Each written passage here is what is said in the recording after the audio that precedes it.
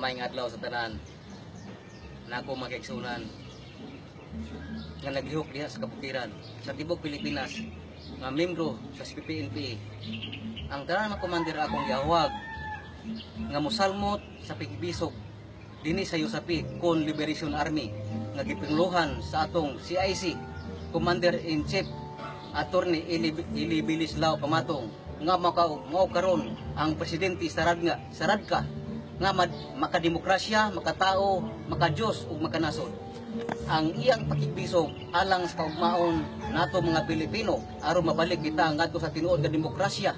Kaya iyang singgit pagbawi sa mga isla nga giilog sa Red China nga komunista.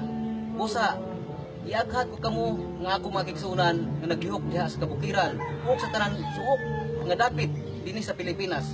Kamong mga komander, ayaw na kamo paggalong ni anang mga politiko nga ang ilang panglantaw alang lamang sa ilang bulsa, alang lamang sa ilang interes nga pag-ilad nga sa mga katawan.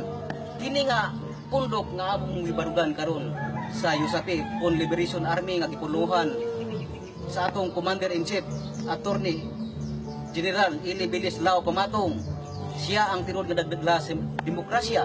Busa salmutan ta kini nga pakigbisog kay kini alang sa atong kaugmaon sa Pilipinas ug sa tibok katawhan dinhi sa atong nasod. Busa di na nako tason kay kining akong pakigpulong mora man gihapon nagawhag ka rin nyo mubalik ngadto sa sabakan sa tinuod nga demokrasya nga gipuluhan sa atong Commander-in-Chief Attorney Eli Bilislao General sa USAPI on Liberation Army Attorney Eli Bilislao Pamatong. Ug daghan salamat, may buntag sa tanan. Mabuhay ang demokrasya! Mabuhay! Mabuhay ang USAPI! Mabuhay!